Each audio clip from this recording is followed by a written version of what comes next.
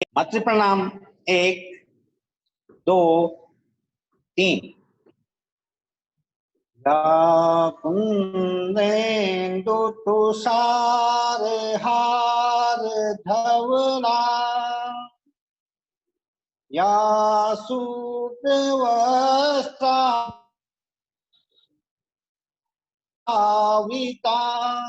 या वीणावरदण्डमण्डितकरा या श्वेतपद्मासना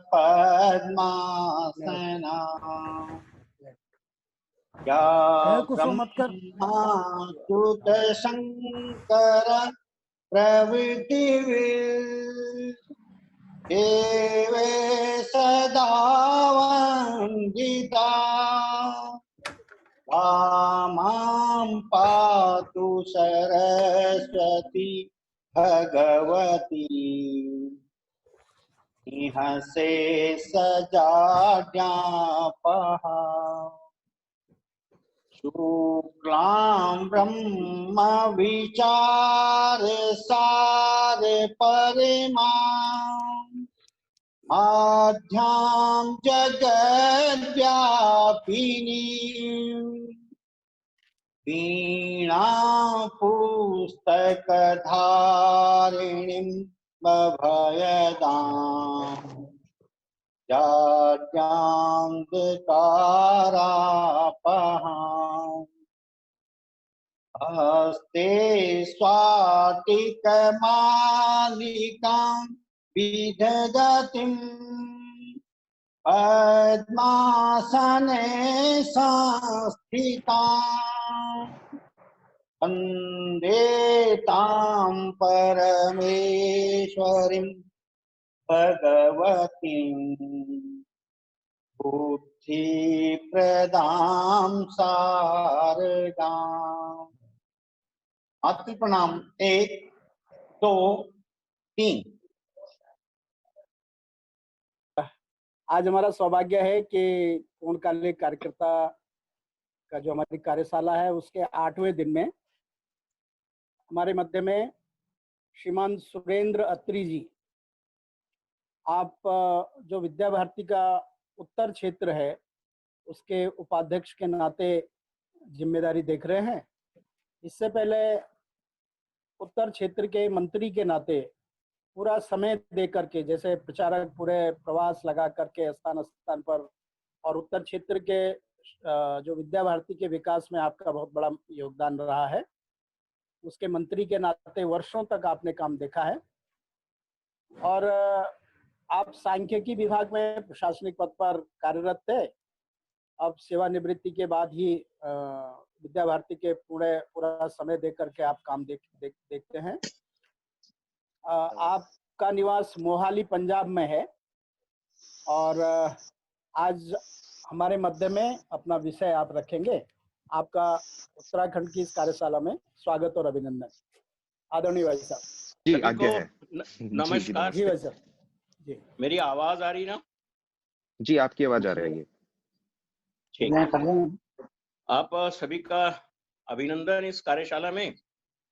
और जिसको हम कार्यशाला कह रहे हैं, ये कार्यशाला केवल हम जो रोज करते हैं या करवाते हैं उसका स्मरण मात्र है। और हम सब अनुभवी लोग हैं, लेकिन अनुभवी लोगों के अनुभव से सब सीखते हैं। तो आपका योगदान इस दृष्टि से भी इस कार्यशाला में रहेगा, क्योंकि कार्यशाला वही होती है जिसमें कुछ हम करते हैं, कुछ बताते हैं, बताने से कुछ सीखते हैं, एक दूसरे से सीखते हैं। तो आज का जो विषय है, उस विषय को प्रारंभ करने से पूर्व हम सब विद्या भारती के कार्यकर्ता हैं।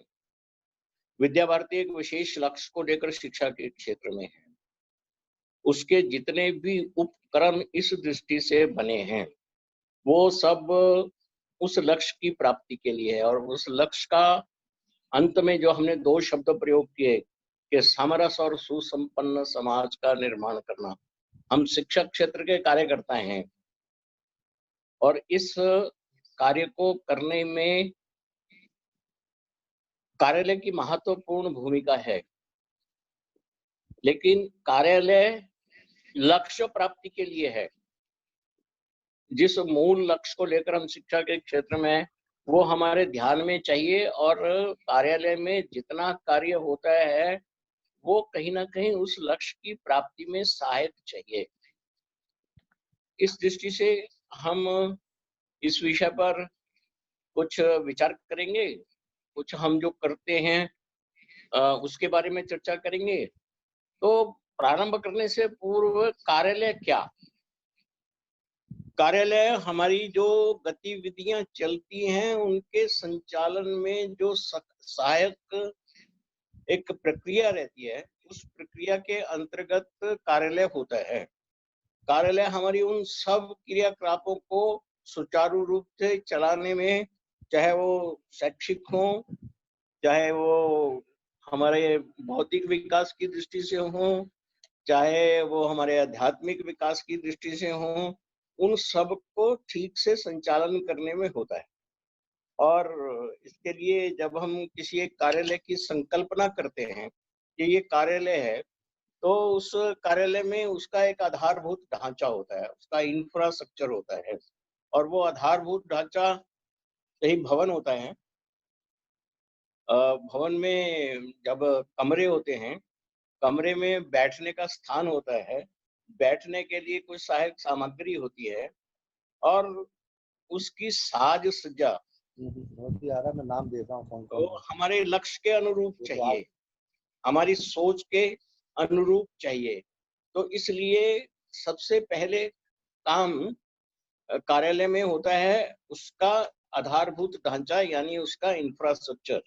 जितनी हमारी आवश्यकता है, जैसी आवश्यकता है, उस आवश्यकता के अनुसार हमें स्थान चाहिए, और वो स्थान फिर सब चीजों से सुसज्जित चाहिए। और जब मैं उसकी सज्जा की बात करता हूँ, तो सज्जा भी हमारी सोच के मुताबिक चाहिए।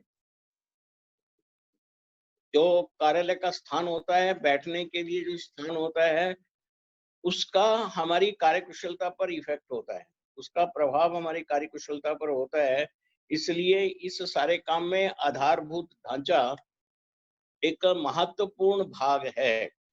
जैसे वातावरण में हम काम करते हैं, वैसी हमारी प्रोडक्ट आती है, वैसा ही हमारी आउटपुट आती है। तो उस दृष्टि से हमारा इंफ्रास्ट्रक्चर ठीक चाहिए, बैठने का स्थान ठीक चाहिए। हवा है तो पंखा चाहिए ही चाहिए, बैठना है तो मेज कुर्सी चाहिए, उस पर काम करने की सुविधा चाहिए, उसके लिए जितना सामान चाहिए वो चाहिए। और वो मैं उसकी पूरी चर्चा नहीं करता हूँ, उसमें कंप्यूटर भी चाहिएगा। पहले कभी टाइपराइटर होता था, उसका स्थान अब कंप्यूटर ने दिया है। कंप्यूटर होना चाहिए, बाकी सहायक सामग्री सारी होनी चाहिए। इस तरह का वो इंफ्रास्ट्रक्चर, अच्छा इंफ्रास्ट्रक्चर चाहिए। उसके बाद कार्यालय में महत्वपूर्ण भाग होता है मैन पावर। जब हम मैन पावर की बात करते हैं, हम तो उसमें हम विचार करते हैं कि हमारा काम कैसा होगा, हमारा काम क्या, और उसके लिए आवश्यक है मानक की प्रक्रिया कार्य करने के लिए, जिसको हम एसओपी बोलते हैं, स्टैंडर्ड ऑपरेटिंग प्रोसीजर। हमारे कार्यालय का चाहिए कि हम इस कार्यालय में क्या क्या काम करेंगे। और जब उन कामों की हम चर्चा करते हैं, तो हमारे ध्यान में आएगा कि ऐसे अनेक बिंदु हैं कि जो हमारे कार्यालय का भाग होते हैं। वहाँ अकाउंट होगा, वहाँ पर्सनल भाग होगा, वहाँ खरीद के लिए क्रय विभाग होगा, वहाँ अकाउंट्स विभाग होगा, वहाँ मीटिंग के लिए भाग होगा, वहाँ ये सब चीजें होती हैं। अब उनका रख रखाव करने के लिए हमें कितना मैन पावर चाहिए, चाहे हमारा विद्यालय है, चाहे हमारा कार्यालय है। वो केंद्रीय कार्यालय हो सकता है, विभाग का कार्यालय हो सकता है, वो उसके नीचे का कार्यालय भी हो सकता है। कार्यालय चाहे विद्यालय का हो, चाहे किसी का हमारे प्रशासनिक कार्यालय हो। तो उस दृष्टि से हमें अपनी मैन पावर सबसे पहले तय करनी पड़ती है। और मैन पावर को जब हम तय करते हैं, तो वो उस काम की दक्ष मैन पावर चाहिए। यानी उनको जो काम देना, मान लिया हमने उनको अकाउंट्स का काम देना, हमने उनको क्रय विक्रय का काम देना, उसमें उनकी दक्षता चाहिए और फिर उनको स्पेसिफिक काम देना पड़ता है। हम उनको स्पेसिफिक काम देते हैं कि आप ये काम करेंगे, और जो काम वो करने वाले हैं उसको हैंडल करने की, उसका संचालन करने की उनकी दक्षता चाहिए। अब अगर दक्षता नहीं है तो क्या करना? दक्षता नहीं है तो उनका प्रशिक्षण चाहिए, उनका विकास चाहिए। अब जब कार्यालय की बात करते हैं, कार्यालय में कोई एक मुखिया होता है। अब ये मुखिया का दायित्व बनता है, जो भी कार्यालय का प्रमुख है उसका दायित्व बनता है कि मेरे पास जो लोग काम करने वाले हैं वो सब दक्ष चाहिए। उनको आगे बढ़ाने का काम, मैंने जब प्रारंभ में कहा कि हम विद्या भारती के कार्यकर्ता हैं और विद्या भारती एक पारिवारिक संगठन है, काम कोई भी होगा हमारा भाव पारिवारिक चाहिए। तो वो जो जितने लोग उस कार्यालय में काम करते हैं वो हमारे परिवार का अंग हैं, उनका विकास निरंतर होता रहे और वो विकास करने के लिए हमने कोई प्रक्रिया बनाई होगी, उस प्रक्रिया के अनुरूप। मैं बड़ा एक छोटा सा उदाहरण देता हूँ कि आपने किसी चतुर्थ श्रेणी का सहायक कर्मचारी को कार्यालय में रखा, उससे पानी का गिलास मंगवाया, वो पानी का गिलास किस ढंग से आना चाहिए, वो उसे उंगली कहाँ चाहिए, उसको गिलास को कहाँ से पकड़ना चाहिए, उसको ढकना है तो किस चीज से ढकना चाहिए, ये बहुत छोटी सी बात है। और कई बार हम कर्मचारी को रखते हैं और उसको कहते हैं पानी लाओ, वो पानी ठीक से लाता नहीं है, तो उस पर हम नाराज होते हैं। नाराज होने का हक हमें तब है जब हमने उनका प्रशिक्षण किया हो, उनको आगे बढ़ाने के लिए, उनके विकास के लिए हमने कुछ कार्य किया हो। तो इसलिए ये उनका विकास करना, उनको प्रशिक्षण देना महत्वपूर्ण भाग है। इसके लिए कुछ सुझाव आते हैं, आपके भी कुछ सुझाव होंगे कि वो प्रशिक्षण हमारे कार्यालय आधारित ही हो सकता है। रोज रोज जो हम करते हैं, हमारे पास जो लिपिक काम करता है वो सीख कर तो नहीं आया है, वो हमें नहीं समझता है उसको क्या काम करना, कैसे करना, इस रजिस्टर में कैसे एंट्री करनी, ये हमें बताना पड़ेगा। हमारी क्या अपेक्षा है ये भी हमें बताना पड़ेगा। तो इसलिए सबसे बड़ा प्रशिक्षण हमारे कार्यालय में होता है, उसका विकास उसी से होता है। अभी मैंने 3 बातें आपसे की हैं कि हमारा आधारभूत ढांचा चाहिए, उसमें हमारा मैन पावर चाहिए, हमें उनको कार्य देना चाहिए, कार्य दे करके कार्य विभाजन जिसे हम बोलते हैं, डिवीजन ऑफ वर्क की बात करते हैं, जो काम दिया उसको करने की क्षमता उनकी विकसित करनी चाहिए और फिर धीरे धीरे सब कामों में वो दक्ष हो जाए, उसलिए निरंतर हमारे प्रशिक्षण की व्यवस्था कार्यालय में चाहिए। कोई भी घर से सीख कर नहीं आता है, उसका एक्सपोजर कार्यालय में आकर अपने बारे में बताना कि हम क्या, मैंने प्रारंभ में कहा कि हम एक लक्ष्य को लेकर शिक्षा के क्षेत्र में हैं और उस लक्ष्य की पूर्ति हमारे इन सब उपक्रमों से होनी है, ऐसा मैंने कहा। तो उस दृष्टि से उनका प्रशिक्षण चाहिए। ये कुछ 4 बातें मैंने आपसे अभी की, इसमें से आपको कुछ और जोड़ना क्या, किसी ने भी जोड़ना होगा तो हमारी प्रक्रिया है, जैसे आप हाथ खड़ा करोगे तो हमें होस्ट करने वाले आपको अनम्यूट कर देंगे, तो आप अपनी बात रखेंगे तो सबके ध्यान में आएगा और ठीक रहेगा। क्या कहना? किसी कुछ को भी बोलने अब तक वाले के हैं क्या? जी, किसी को भी कुछ बताना है तो अपना हाथ खड़ा कर सकते हैं, मैं उनको अनम्यूट कर दूंगा। कुछ पूछना हो इस विषय में, जितना विषय मैंने आपके सामने रखा, हमारे पास 2 सत्र हैं, उसमें ये विषय पूरा भी कर रहे हैं, संकेत रूप में आप कहोगे तो अच्छा होगा। जी वैसे ऐसा हो सकता है कि पहले एक पूरा विषय हो जाए और उसके बाद सभी के प्रश्न ले लिए जाएं हाँ, एक एक ऐसा भी करके, हो सकता है, कोई दिक्कत नहीं। तो ऐसा ठीक, कर लेते हैं। हाँ जी जी ठीक, जी चलिए। उसके बाद दूसरा काम होता है हमारी उपस्थिति प्रक्रिया, अटेंडेंस प्रोसेस। कितने बजे विद्यालय का, अपने कार्यालय का समय तय करना, कितने बजे से कितने बजे तक होगा, उसमें कितना अवकाश होगा, बीच में अर्धावकाश होगा तो भोजन के लिए अवकाश होगा, तो कितना समय उसके लिए रखा होगा, ये निश्चित चाहिए।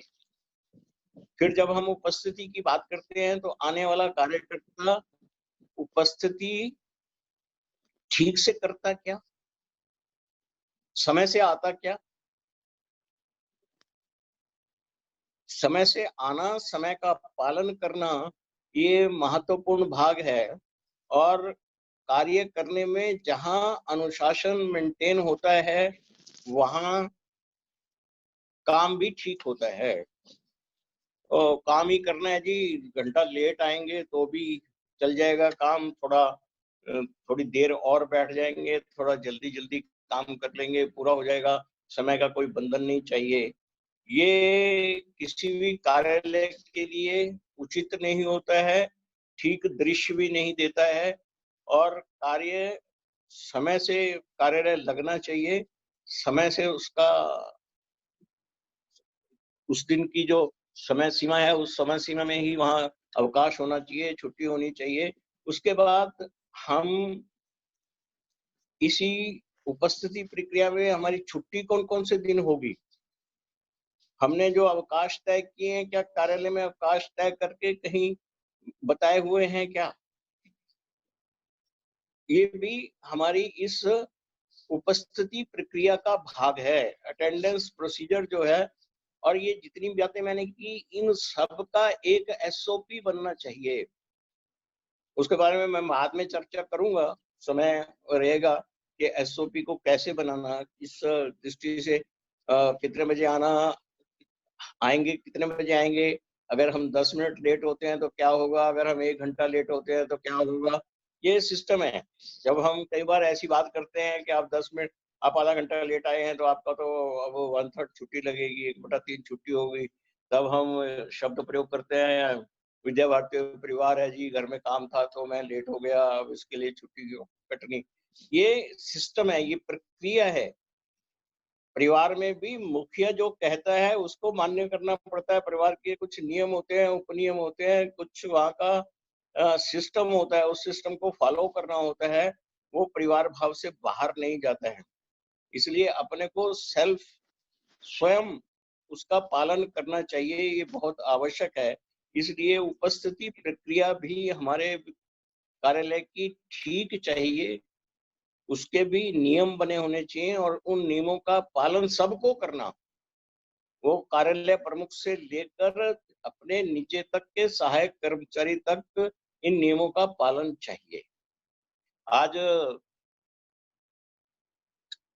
इंफॉर्मेशन टेक्नोलॉजी का समय है। हमारे कार्यालय में इंफॉर्मेशन टेक्नोलॉजी का प्रयोग होता है क्या? अब तो हाजिरी भी अगर मार्क करनी है तो उसी सिस्टम में हाजिरी भी मार्क होती है, उससे ही वो शीट निकल आती है। तो उसका प्रयोग होता है क्या हमारे कार्यालय में? अब काम कंप्यूटर पर होता है। आज कंप्यूटर पर काम करना है तो उसके जितने कार्यालय में हम मैनुअल काम करते थे, वो आज कंप्यूटर के माध्यम से भी संभव है और आसान भी है। और मैन पावर की आवश्यकता भी कम पड़ती है और उसमें एक्यूरेसी भी ठीक रहती है। इसलिए हमारे यहाँ उसका प्रयोग होता है क्या? व्हाट्सएप का प्रयोग होता है क्या? ईमेल का प्रयोग होता है क्या? और ईमेल के लिए जो चीजें ध्यान में रखनी चाहिए, उन पर ध्यान रखा जाता है क्या? ये सब इसके प्रयोग के जो उपयोग हैं, थोड़ी बहुत कुछ कॉन्स्टेंट्स भी हैं, जिसके ऊपर हमें ध्यान रखना चाहिए। जैसे-जैसे हमारे विषय आएगा, उसमें हम इस पर विचार करेंगे। लेकिन इसका प्रयोग मेरे कार्यालय में चाहिए। वो हो रहा है, उसकी जानकारी सबको है। हो सकता है हमारे पास कुछ पुराने कर्मचारी होंगे, हमारे कुछ साथी पुराने होंगे जिन्होंने उसको सीखा नहीं होगा। उनको सीखने की कोई आयु नहीं होती है। इसको सीखना बहुत आसान है। आज ये जो स्थिति चल रही है, उस स्थिति में हमारे अनेक ऐसे लोगों को भी परिस्थिति ने वो सब कुछ चलाना सिखा दिया। आज हमारी ऑनलाइन क्लासेस हो रही हैं और कार्यालय का काम भी काफ़ी ऑनलाइन हो रहा होगा और होना भी चाहिए। वो हमारे यहाँ है, तो इसलिए इसका प्रयोग मेरे कार्यालय में चाहिए। इसके बाद कुछ कार्य जो उसमें होते हैं, सबसे पहला काम हमारे पास पत्राचार होता है। अब पत्र जो है वो दोनों तरह से अब आने लगे हैं। डाक से भी आते हैं, डाक से बड़े कम होने लगे, वो कोरियर से आते होंगे और ईमेल से अधिक आने लगे हैं। उसकी कोई प्रक्रिया मेरे कार्यालय में है क्या?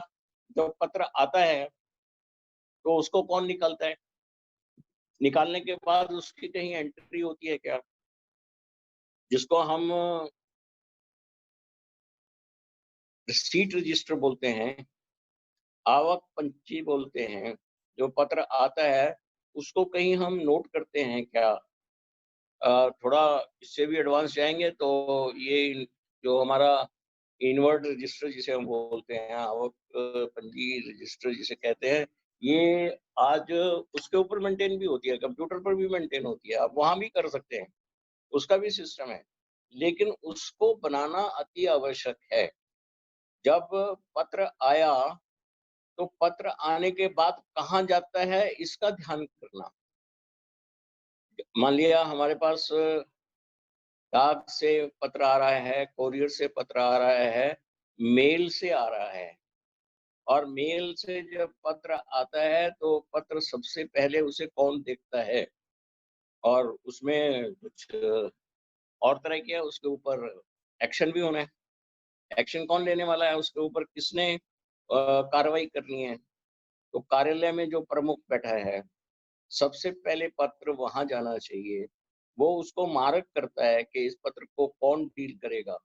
वो पत्र फिर उनके पास जाता है, जिसके पास जाता है उसके हस्ताक्षर लेकर उसको दिया जाता है। इसमें बीच में एक बात जो अ, ये जो पत्र आते हैं उसके बारे में विषय है, उसमें ईमेल अगर है और हमारे पत्र अधिकतर ईमेल से अब आते हैं, तो ईमेल जो है क्या प्रतिदिन 2 बार देखी जाती है, सवेरे और शाम। और जो पत्र आता है उसको कहीं हम नोट करते हैं, नोट करने के बाद अधिकारी के पास जाता है, अधिकारी के पास जिसने उसके ऊपर कार्रवाई करनी है उसके पास जाता है, तो ये बीच का प्रोसेस भी कहीं लिखा हुआ होता है क्या? ऐसा तो नहीं है कि सब ज़बानी-ज़बानी चलता रहता है, पत्र ईमेल आई उसको निकाला और वो डीलिंग असिस्टेंट ने डील किया और अधिकारी को दिखाना है तो अधिकारी को दिखाना। और इसमें एक आध चीज़ जो और बड़ी महत्वपूर्ण है कि हम प्रवासी लोग हैं, हमारे अधिकारी भी प्रवासी हैं। अब प्रवासी अधिकारी तो प्रवास पर गया हुआ है और उसके ऊपर पत्र पर कार्रवाई भी होनी है। तो उसका उसकी सूचना उसी दिन, उसी समय क्या हमारे उस अधिकारी को मिल जाती है? वहाँ से हम उनके ऊपर क्या एक्शन लेना चाहिए, उसके ऊपर क्या कार्रवाई करनी चाहिए, ऐसा उनका ओपिनियन, उनका आदेश प्राप्त करते हैं। आदेश प्राप्त करते हैं तो उसी पत्र के ऊपर लिखना होता है कि आज इस दिनांक को हमने अपने क्षेत्रीय सचिव से बात कर ली।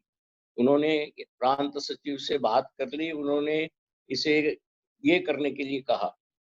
तो उससे हमारा डिस्पोज़ल, क्योंकि जो पत्र आता है किसी भी कार्यालय की एफिशिएंसी इसी बात में देखी जाती है कि जो पत्र आता है हमारे पास, वो पत्र पर कार्रवाई कितनी देर में हो जाती है।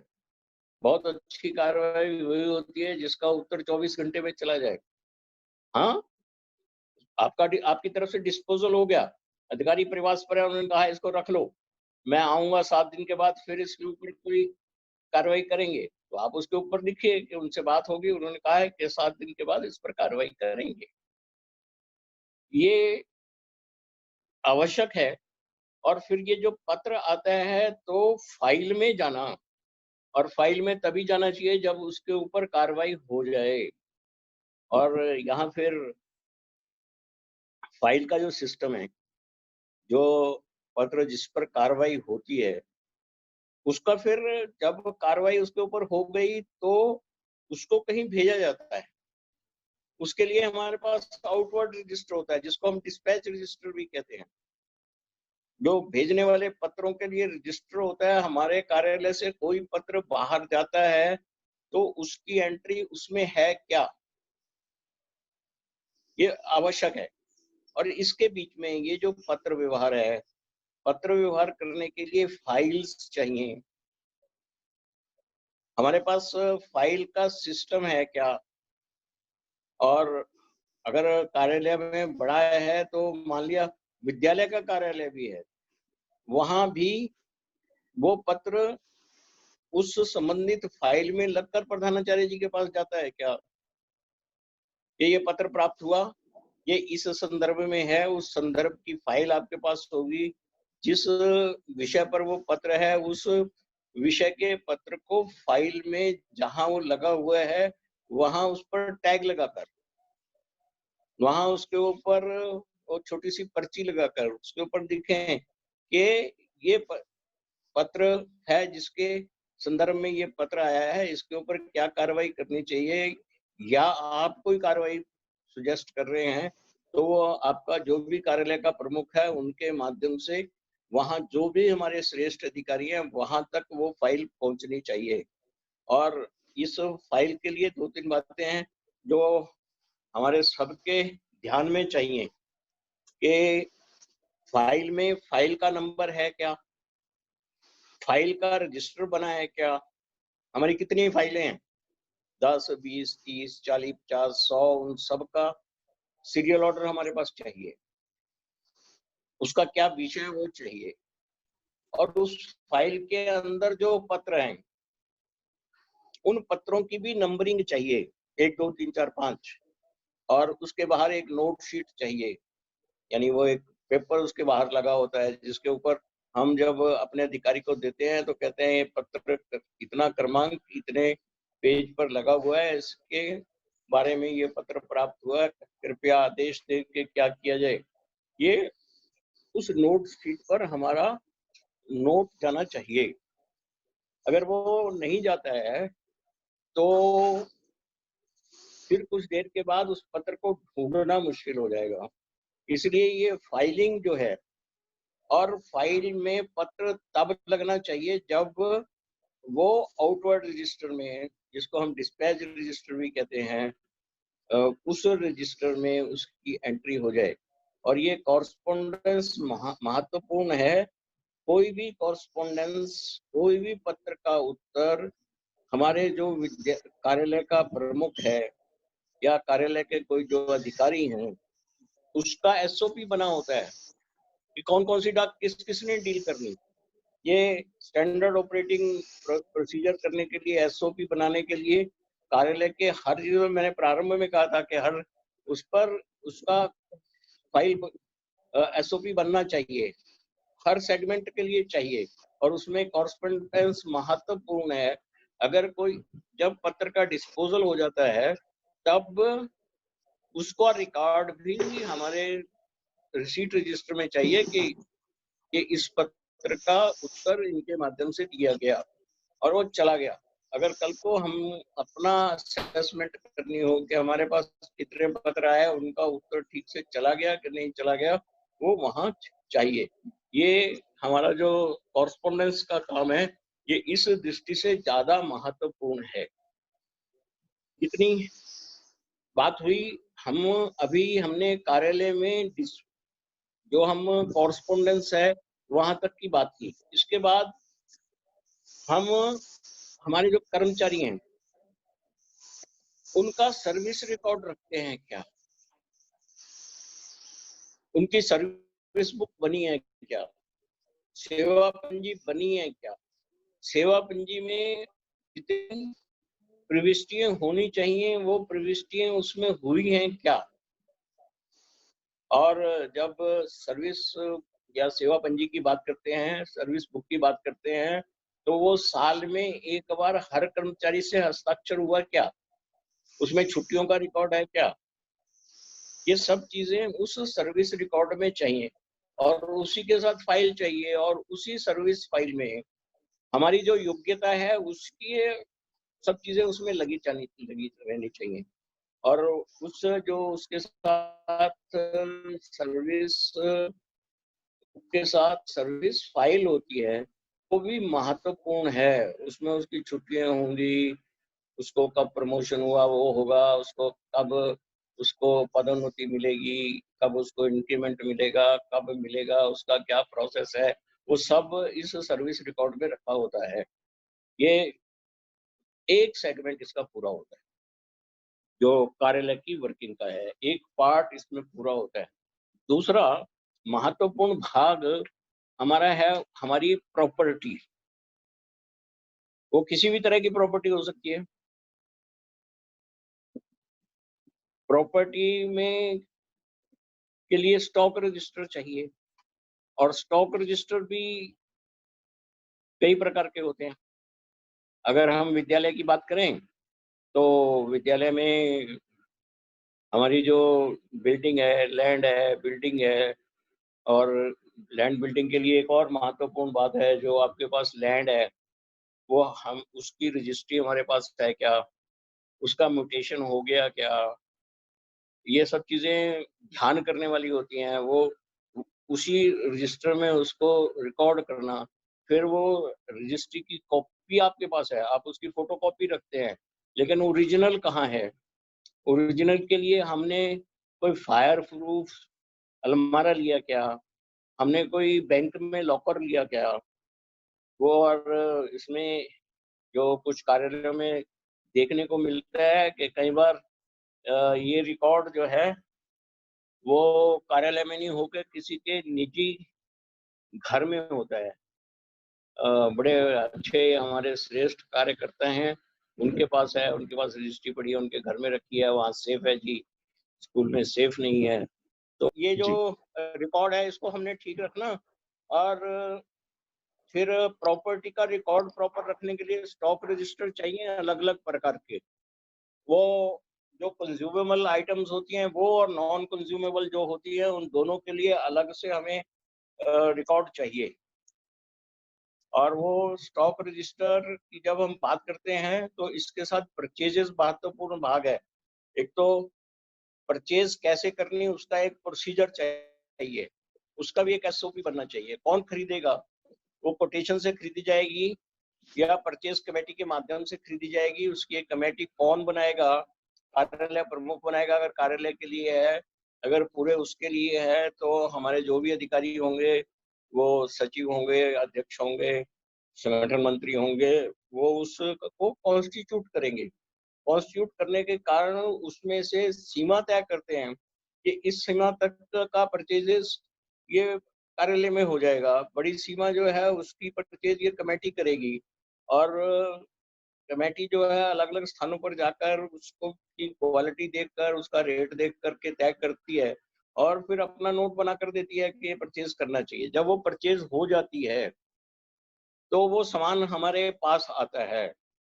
सामान जब हमारे पास आता है तो उसको उस बिल को पहले कहीं हम एंटर करते हैं, फिर उस बिल में जो सामान आया है वो स्टॉक रजिस्टर में एंटर हुआ कि नहीं हुआ, ये महत्वपूर्ण भाग है, परचेजेस के साथ जुड़ा हुआ है।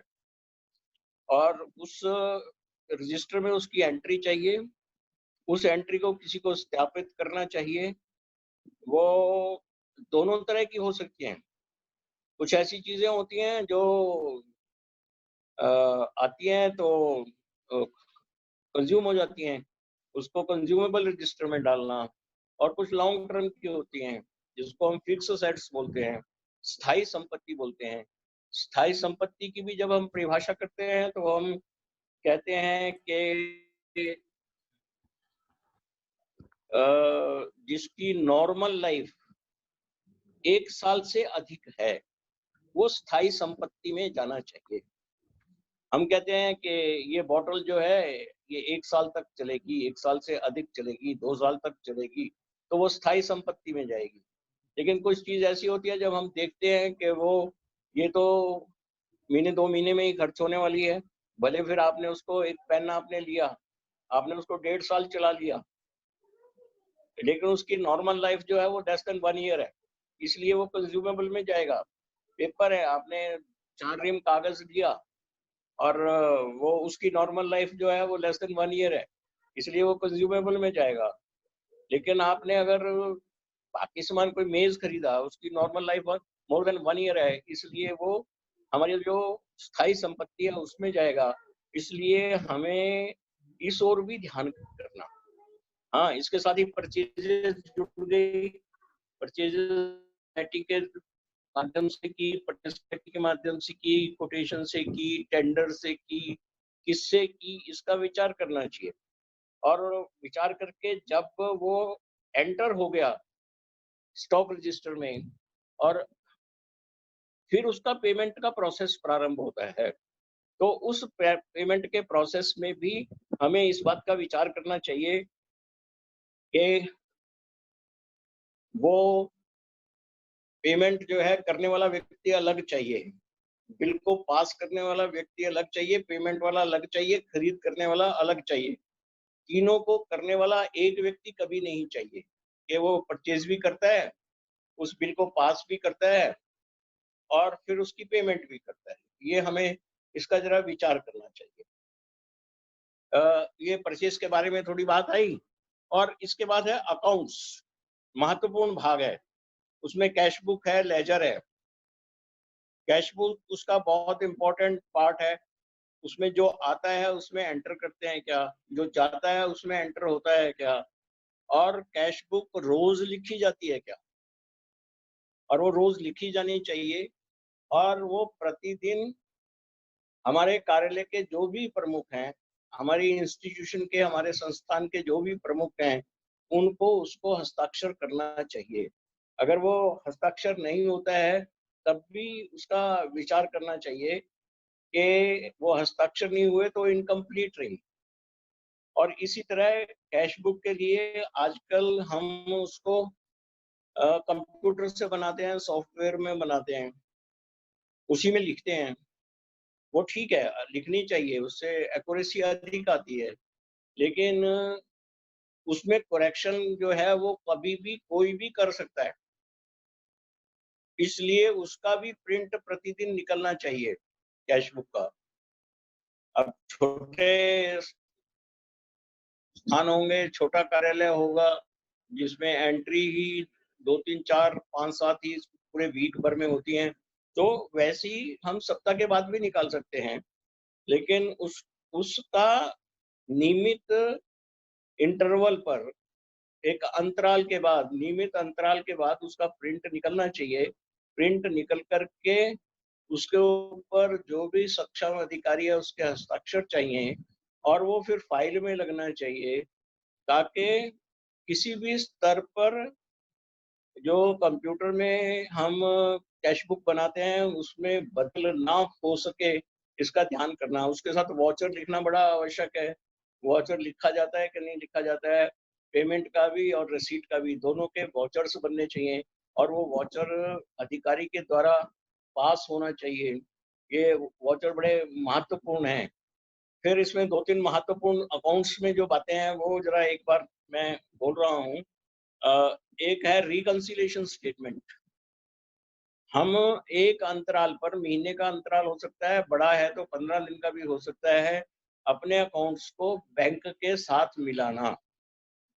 और इसमें एक महत्वपूर्ण बात और है, कोई हमारे पास पैसा आता है, वो बैंक जाना चाहिए और अगर हमने पेमेंट करनी है तो बैंक के माध्यम से ही करनी चाहिए, कोई भी कैश ट्रांज़ैक्शन नहीं चाहिए। अगर हमने इसका ध्यान किया कि सब पैसा बैंक में जाता है और बैंक से ही आता है, तो हमारी बहुत कठिनाइयाँ दूर हो जाती हैं और उसके लिए महत्वपूर्ण भाग है ये। और फिर लेजर्स अगर कंप्यूटर पर तो उसके साथ बन जाती है। अगर मैनुअल लिख रहे हैं तो वो साथ ही साथ बननी चाहिए, तो भी उसमें कोई अपने को छूट नहीं देनी चाहिए। और उस पर भी महीने में एक बार सक्षम अधिकारी के हस्ताक्षर होने चाहिए, निकलना चाहिए। तो फिर हम ट्रायल बैलेंस बनाते हैं क्या? आजकल तो कंप्यूटर में अगर कर रहे हैं तो कभी भी ट्रायल बैलेंस निकाल लो, और अगर मैनुअल कर रहे हैं तो मैनुअल भी मासिक ट्रायल बैलेंस निकलना चाहिए। हमें अपनी स्थिति का विचार करना चाहिए। इसके साथ एक और चीज जुड़ी हुई है कि हम बजट पास करते हैं, हम जो खर्चे कर रहे हैं वो हमारे बजट के अनुरूप चल रहे हैं क्या? जो जो चीजें हम खरीद रहे हैं वो हमने बजट में डाली क्या? जो इनकम हमने डाली वो उतनी इनकम आ रही है क्या? इसका कंपैरिजन भी हमें मासिक तौर पर बैठकर करना चाहिए। इसमें अकाउंट्स की कुछ बातें थी, लेकिन इसमें 2-3 महत्वपूर्ण और हैं। हमने स्टॉक रजिस्टर जो है वो चेकबुक का भी बनाया है क्या? वो भी हमारे नोट हैं। हमारी रिसीट बुकें बनती हैं, हम फीस की रिसीट देते होंगे, जो भी हमें रिसीट आती है उसकी रसीद देते हैं। उन रसीदों का भी स्टॉक रजिस्टर है क्या? कितनी छपी, कितनी किसके पास गई, दान की रसीदें होंगी, बाकी जो चीज़ पैसा हमारे यहाँ आता है उसकी रसीद बुकें होंगी। उन सब के लिए एक रजिस्टर में एंट्री चाहिए, और फिर वो रसीद बुक किसको इश्यू हुई, कहाँ उसका प्रयोग हुआ, वो वापस लेकर के उसका रिकंसिलिएशन करना भी अकाउंट्स में बहुत महत्वपूर्ण भाग है। इसकी ओर भी हमें जरा ध्यान करना चाहिए। और विद्यालय का अगर अकाउंट्स है तो वहाँ फीस की रिसीट का सिस्टम और बैंक में जाने का सिस्टम, उसकी सुपरविजन प्रॉपर चाहिए। और जितना पैसा फीस का या कोई और रिसीट आती है वो सब पैसा बैंक में जाना चाहिए। कई बार छोटे विद्यालयों में और कहीं कहीं तो बड़े विद्यालयों में भी फीस से खर्चा करने की वहां से पैसा आया और खर्च कर दिया, ये प्रक्रिया अकाउंट्स की दृष्टि से ठीक नहीं है और सिस्टम की दृष्टि से भी ठीक नहीं है। इसका विचार करना चाहिए। फिर हमारी मीटिंग्स होती हैं। मीटिंग्स स्टैट्यूटरी और नॉन स्टैट्यूटरी दोनों होती हैं, वैधानिक भी हैं, गैर वैधानिक भी हैं। कुछ मीटिंग्स तो ऐसी हैं कि हम सोसाइटी एक्ट में रजिस्टर्ड हैं, तो हमारी मीटिंगें 2, 3, 4 हमने जो कॉन्स्टिट्यूशन में दिया है वो होनी ही चाहिए, और उसकी जो कार्रवाई है वो भी प्रॉपर लिखी जानी चाहिए। उन पर सबके हस्ताक्षर उसी तरह से होने चाहिए। सोसाइटी रजिस्टर्ड है तो उसका जो निर्वाचन प्रक्रिया है, मान लिया 3 साल के बाद होनी है तो हो रही है क्या? और वो जो हमारे संविधान में दिया हुआ है निर्वाचन कैसे होना, वो हमने उस मीटिंग में रिकॉर्ड किया क्या? इसी तरह गैर संवैधानिक भी है, नॉन स्टैट्यूटरी मीटिंग्स भी होती हैं, वो भी हम ठीक से करते हैं क्या? उसकी भी प्रोसीडिंग लिखते हैं क्या? इंटरनल कमेटी होगी, हम कार्यालय कर्मियों की बैठक करते हैं, उसका रिकॉर्ड भी रखना चाहिए। इसलिए मीटिंग भी एक महत्वपूर्ण भाग है। और एक चीज जो हर कार्यालय में चाहिए वो है लाइब्रेरी। हमारे पास ऊपर अनेक एक्ट्स लगते हैं, वो ईएसआई होगा, प्रोविडेंट होगा, इनकम टैक्स होगा। आप बाहर नहीं आ रही होगी आवाज? अरे बाहर आ। ये जब इन एक्ट्स की कॉपी हमारी लाइब्रेरी में चाहिए। हम शिक्षा का संगठन है, शिक्षा के बारे में भी हमारे पास चाहिए, और इन सब एक्ट्स की कंप्लायंस भी हमें नियमित रूप से, कार्यालय का काम होता है वो कार्यालय करे, ये ठीक है। इसी तरह हर कार्यालय में रिपोर्टिंग सिस्टम चाहिए। नीचे से ऊपर तक रिपोर्ट कैसे जाती है इसका सिस्टम डेवलप करना चाहिए।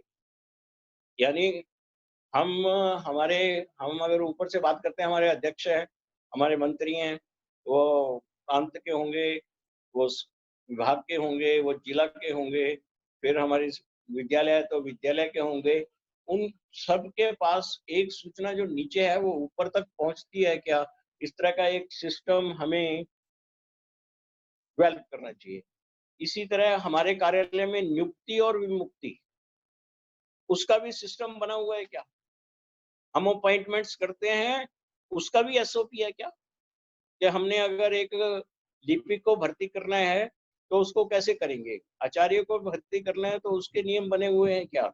उसकी कौन सी जो प्रबंध समिति कार्यालय का काम है बताना, क्या ये नियुक्ति होनी है तो इसके लिए ये इंटरव्यू बोर्ड हो सकता है, ये हमारे नियमों में है, ये उनको बताना। और फिर इसी तरह अगर किसी को निकालना है, किसी की छुट्टी करनी है, किसी की रिटायरमेंट हो रही है और उसका पूरा हुआ है, तो उसका सारा भी हमारे पास हिसाब चाहिए। इसी तरह वाहन व्यवस्था बहुत महत्वपूर्ण है। आज नए-नए नियम बन रहे हैं और उन नियमों का पालन हमारे वाहन कर रहे हैं क्या? हमारा ड्राइवर ट्रेन्ड है क्या? उसका ड्राइविंग लाइसेंस हमारे पास है क्या? उसके ड्राइविंग लाइसेंस की वैलिडिटी है क्या? फिर आज तो कंडक्टर के लिए भी सर्टिफिकेट चाहिए। कंडक्टर का 10 दिन का 15 दिन का प्रशिक्षण हुआ क्या? उनको हमने कुछ बताया क्या? उसका नाम, पता सब कुछ हमारे पास है क्या? फिर उसका टैक्स कब भरना, उसका रिकॉर्ड चाहिए। उसकी इंश्योरेंस कब ड्यू है, इंश्योरेंस कब भरना, ये कार्यालय का काम है। इस वाहन की मरम्मत का सिस्टम क्या है, उसका क्या एसओपी है, कौन करवा सकता है? 10 रुपए तक की कौन कराएगा, 100 रुपए तक की कौन कराएगा, 1 लाख रुपए की कौन करवाएगा? ये हमें ध्यान करना चाहिए वाहन व्यवस्था में और उसकी मेंटेनेंस के ऊपर विशेष ध्यान रखना चाहिए। और इसी तरह हमारे कार्यालय की मुरम्मत, मेंटेनेंस, उसका रिकॉर्ड हमारे पास होता है क्या? और कब मरम्मत होनी, कौन करवाएगा, कैसे हो रही है, कब ड्यू है, ये सब चीजें हमारे पास नोट होनी चाहिए। हमने कब कराई, वाइट वॉशिंग करानी है तो कब हुई थी, कब करानी है, उस पर कितना खर्चा आया, किसने किया, क्या सिस्टम अडॉप्ट किया, वो सब उसमें करना चाहिए। इसी तरह हमारे कार्यालय में, क्योंकि हम एक सोशल ऑर्गेनाइजेशन है, हम एक बड़े संगठन का भाग हैं और जैसे मैंने प्रारंभ में कहा कि हम एक परिवार की कल्पना लेकर चलते हैं।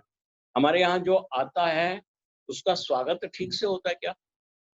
उससे बात करने वाला कोई स्वागत कक्ष होगा, स्वागत के लिए कोई व्यक्ति निर्धारित होगा, उसको पानी पीना है तो पानी पिलाया, जलपान कराना है तो जलपान कराया, भोजन कराना है तो भोजन कराया। और जलपान के लिए भी कोई स्थान हमने तय किया क्या अपने कार्यालय में?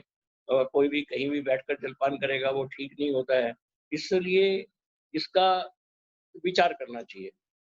और एक आज जो महत्वपूर्ण भाग है हमारे कार्यालय का, वो है शिकायत निवारण समिति।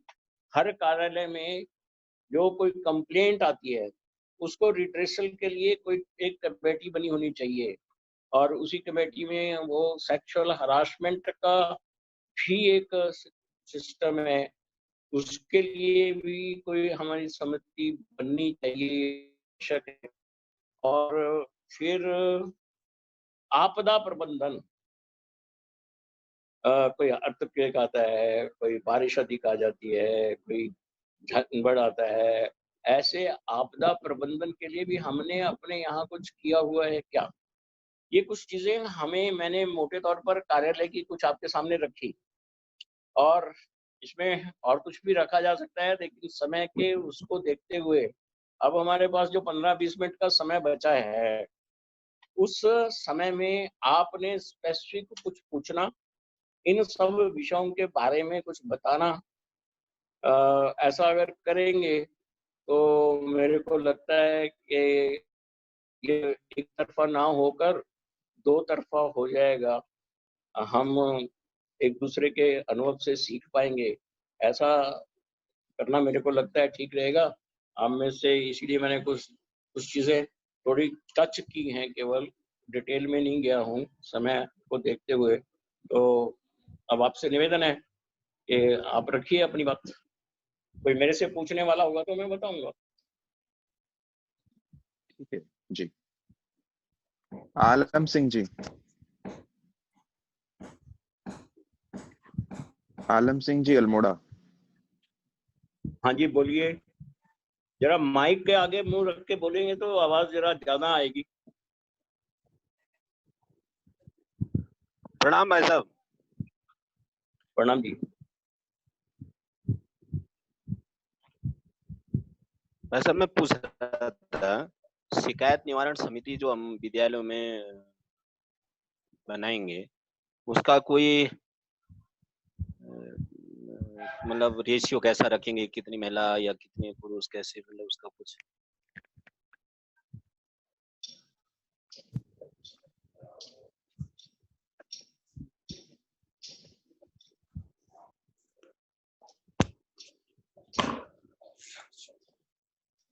इनका प्रश्न है कि समिति गठन के समय किन बातों का ध्यान रखना चाहिए। हाँ जी। समिति का जब गठन होगा, चाहे वो सेक्सुअल हैरेसमेंट का हो या कोई भी, जब समिति का गठन होगा तो उसकी समिति के गठन करते हुए कितने लोग होने चाहिए, उसमें कितने फीमेल मेल होने चाहिए, उसका क्या एक प्रोसेस है। मैं तो बहुत पहले ही कह रहा था शिकायत प्रकोष्ठ का। उसमें सभी वर्गों का, कार्यालय में काम करने वाले सभी वर्गों का रिप्रेजेंटेशन चाहिए, ये महत्वपूर्ण है। और उसमें कोई एक अधिकारी जो है वो मुखिया के नाते काम करे कि अगर शिकायत कोई आती है तो उसका निवारण वही हो जाना चाहिए।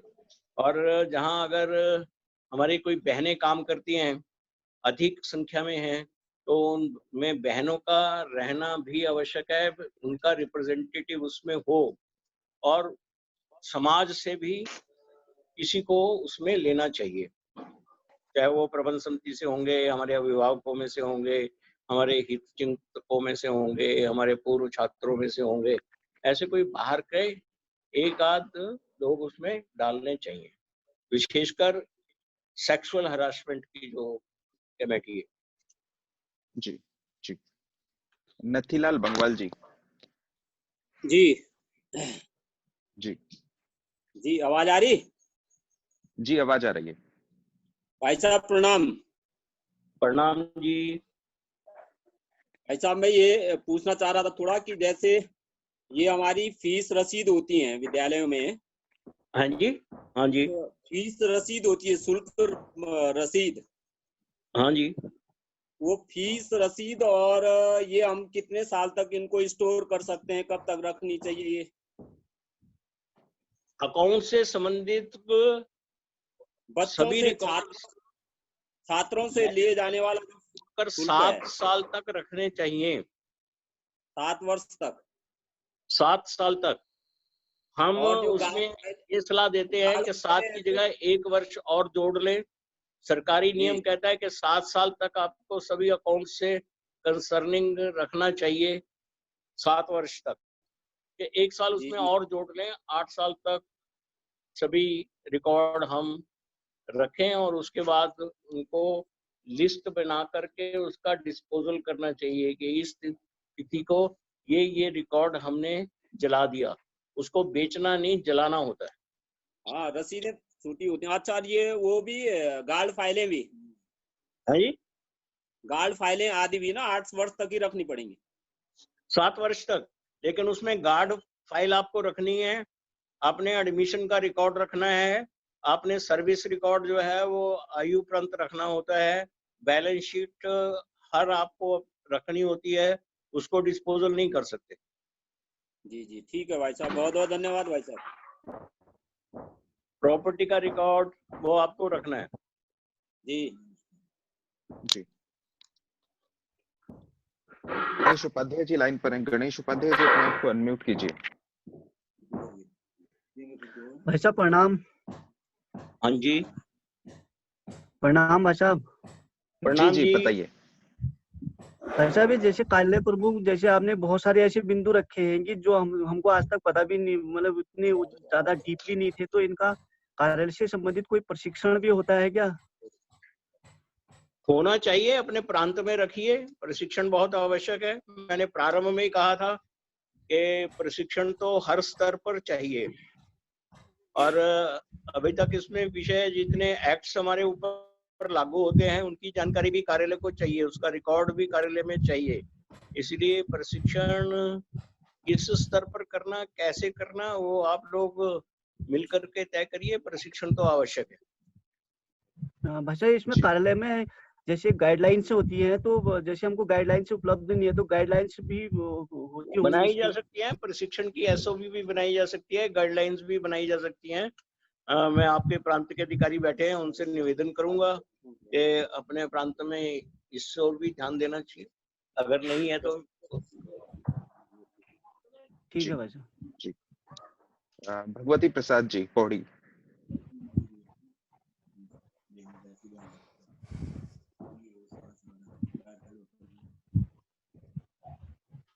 भगवती प्रसाद जी आवाज आ रही है?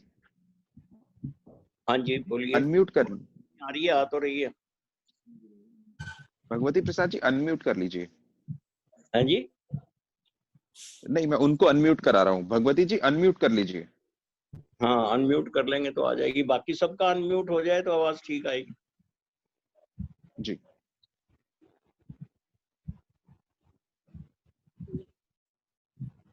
चलिए मैं किसी और को लेता हूँ। ईश्वरी जी, ईश्वरी दत्त जोशी जी। अरे यार,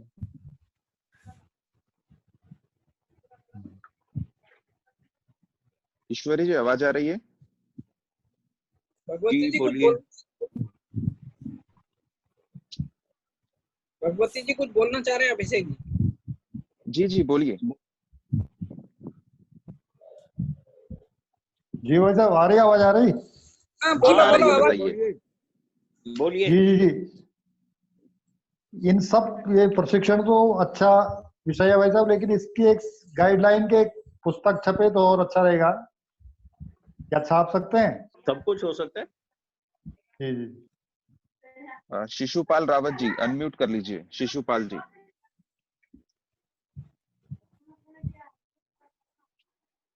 सादर प्रणाम भाई साहब। जी। भाई साहब एक जानकारी लेनी थी। एक तो नंबर एक बात, जो ये जो प्रबंध समिति में गवर्नमेंट की गाइडलाइन के अनुसार ये है कि उसमें हाँ जी। अभिभावकों का सम्मिलित होना बहुत अति आवश्यक है।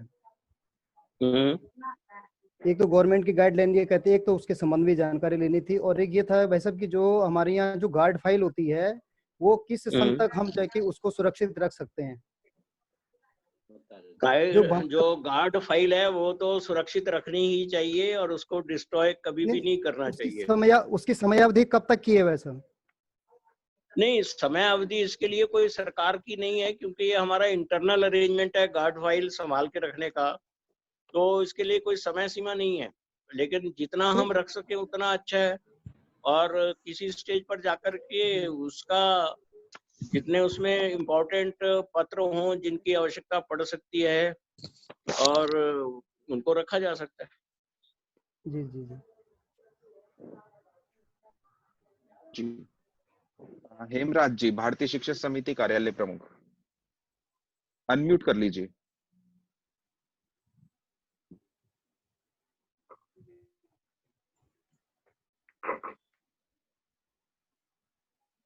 अच्छा प्रणाम। प्रणाम जी। अच्छा मैं तो जानना चाह रहा था कि जैसे लग जाते हैं ना, इसमें केस लगते हैं जैसे। हैं जी? जैसे इनकम टैक्स हमारे केस लगते हैं, जैसे इसका कार्यालय के ना अकाउंट से मंगा लेते हैं ये अपना गाजियाबाद देहरादून। हाँ जी। तो वहाँ इस पद्धति उन्होंने बना रखी है कि कितना भी फेयर काम हो, लेकिन वो कुछ ना कुछ वो अपना वो सिस्टम बनाने के लिए वो कुछ ना कुछ करते हैं कि भाई उसकी राशि वाशी तय कर देते हैं ना। तो वहाँ कुछ देना वना करते हैं, मतलब सीधे क्लियर बोलते हैं जो भी है। तो उस राशि को हम कैसे दिखाएंगे उसमें अकाउंट में? जन शिक्षा समिति का कार्यालय प्रमुख का नाम क्या है? एक से अधिक लोगों की जानकारी में लेकर के वो खर्च करना चाहिए। हाँ जी, सीए से हम अपने सीए से हम उससे कंसर्न करते हैं वैसे। नहीं, सीए नहीं, सीए से भी अधिकारियों से भी। हाँ जी, हमारे अधिकारियों में 2 लोगों की जानकारी में चाहिए और फिर वो दोनों लेकर के उस खर्चे को डाल लीजिए। जी मैं यही जानना चाह रहा था।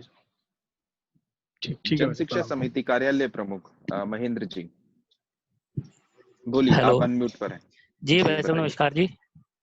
हाँ जी। हेलो जी भाई साहब नमस्कार जी। आवाज आ रही? आ रही है, बताइए। हाँ जी भाई साहब, मैं ये जानकारी करना चाह रहा था, जैसे अब कार्यालय के कैश बुक डे बुक बनाते हैं कि बीच में किन्हीं को चेक करना चाहिए या नहीं चाहिए? सबको किसको चेक करना चाहिए? नहीं, जैसे हम लोग बनाते हैं तो हमारा जो सही बनी है या नहीं, कोई अधिकारी या कोई उनको चेक करना चाहिए या नहीं चाहिए? बिल्कुल करना चाहिए। जो हस्ताक्षर करता है पे बिल को, उनको उसको चेक करना ही चाहिए। कितने महीने 2 महीने में आना चाहिए? नहीं, हर वो ठीक है, अकाउंट्स को चेक करने के लिए ऑडिट की प्रक्रिया है, वो तो ऑडिट है।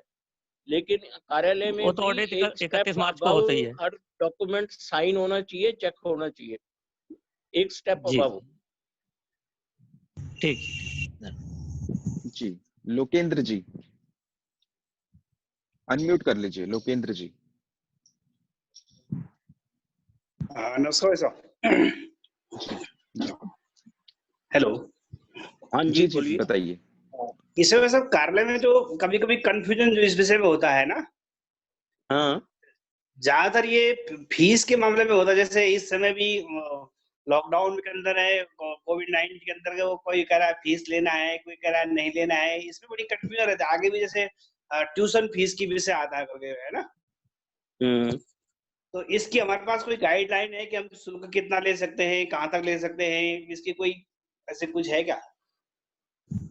आपके जो इमीडिएट अधिकारी हैं उनके साथ बैठ करके पॉलिसी बनानी चाहिए कि इसको इस एक्सटेंट तक हम छोड़ेंगे, इतना लेंगे, इतना नहीं लेंगे। और उस पॉलिसी के में थोड़ी फ्लेक्सिबिलिटी हो सकती है, उस पॉलिसी में ही चलना चाहिए। पॉलिसी तो बनानी चाहिए, अपने कार्यालय में ही बैठकर, अपने विद्यालय में बैठकर, अपनी प्रबंध समिति के साथ बैठकर इसकी पॉलिसी बनाइए। उसी को गाइडलाइंस कहते हैं। उन गाइडलाइंस के मुताबिक करना चाहिए। फिर भी स्थिति ऐसी है कि आपने गाइडलाइन बना भी ली, तब भी हो सकता है आपको फीस कम आए, तो उसके साथ समझौता तो करना ही पड़ेगा। ठीक है। मुरलीधर चंदोला जी, अंतिम प्रश्न मुरलीधर चंदोला जी। मतलब ये जो आपके बजट, जैसे हम बजट बनाएंगे, बजट में जैसे आपने कहा कि मैनुअल बजट और वो ट्रेवल बजट, क्या इस प्रकार से उसको कैसे उसको मेंटेन कर सकते हैं? इसको क्या बजट, तो मैंने मैनुअल और नॉन मैनुअल की बात नहीं की। नहीं, travel balance, sorry balance travel balance, manual balance, travel balance आप कुछ बात कर रहे थे ना? ट्रायल बैलेंस, वो अगर आप कंप्यूटर पर करते हो तो ट्रायल बैलेंस तो वहां से निकल ही आता है। नहीं तो क्रेडिट और डेबिट जो हैं उनकी लिस्ट बनाएंगे आप लेजर से और आपका ट्रायल बैलेंस बन जाएगा। उसमें तो कोई ज्यादा कठिनाई का काम नहीं है। अगर मैनुअल लिखते हैं तो जितने क्रेडिट हैं वो क्रेडिट में आएंगे, जितने डेबिट हैं डेबिट में आएंगे, तो आपका ट्रायल बैलेंस तैयार। ठीक जी। विजय जी, अपने पास अंतिम 2 मिनट हैं, मैंने अनम्यूट किया है तो आप कंक्लूड कर दीजिए। जब एक थोड़ा सा ये एसओपीज के बारे में सबको एक बार और डिटेल से बता देंगे तो अच्छा रहेगा। एसओपीज, स्टैंडर्ड ऑपरेटिंग प्रोसीजर जो है वो किसी भी काम को करने का ढंग होता है। जी जी जी। मान लिया कैसे बनाए विद्यालय स्तर पर? हाँ जी, विद्यालय स्तर पर मेंटेन कैसे करें? उसका अलग रजिस्टर बनाएं, हर चीज का अलग बनाएं या कई रजिस्टर बनाने पड़ेंगे? हाँ, एक तो पहले सिस्टम बनाना। जैसे विद्यालय में आपने सफाई के बारे में विचार किया, सफाई में आपके विद्यालय में 3 फ्लोर हैं। पहला फ्लोर कौन करेगा, दूसरा कौन करेगा, तीसरा कौन करेगा? वहां सफाई रोज होगी, पोछा 1 बार लगेगा, 2 बार लगेगा, फिनाइल का पोछा कितनी बार लगेगा, और फिर इसको सुपरवाइज कौन करेगा? ये लिखित में चाहिए, और किसके जिम्मे है ये लिखित में चाहिए।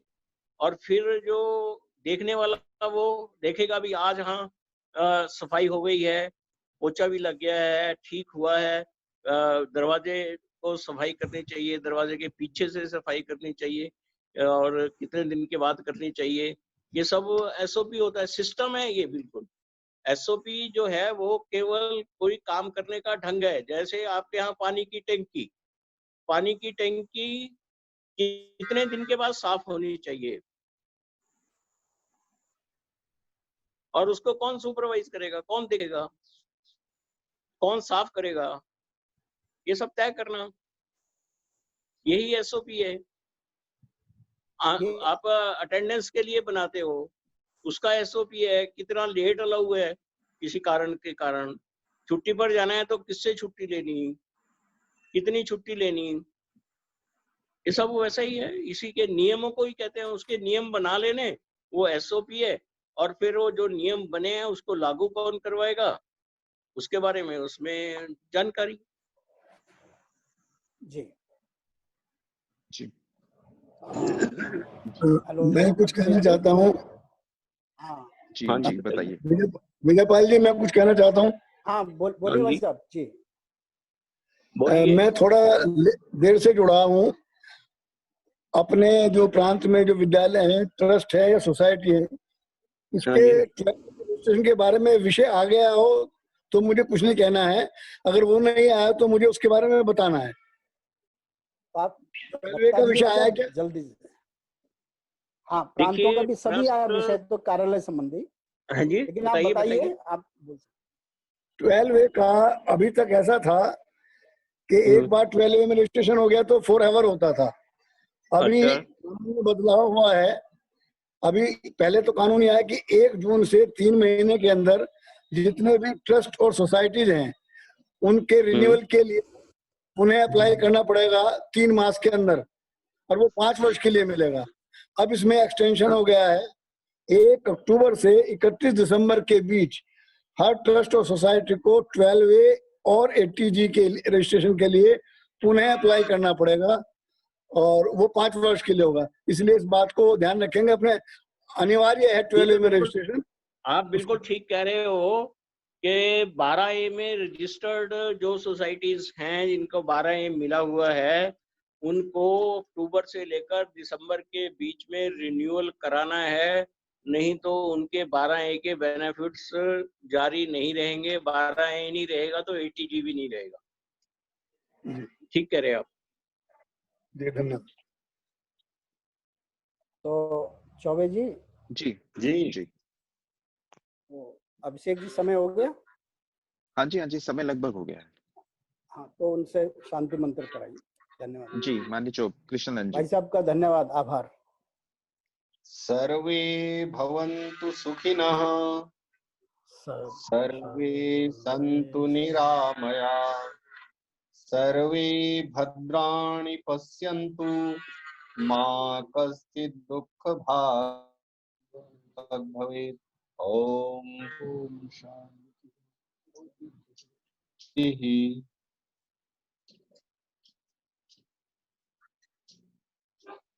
जी नमस्कार सभी बंधुओं।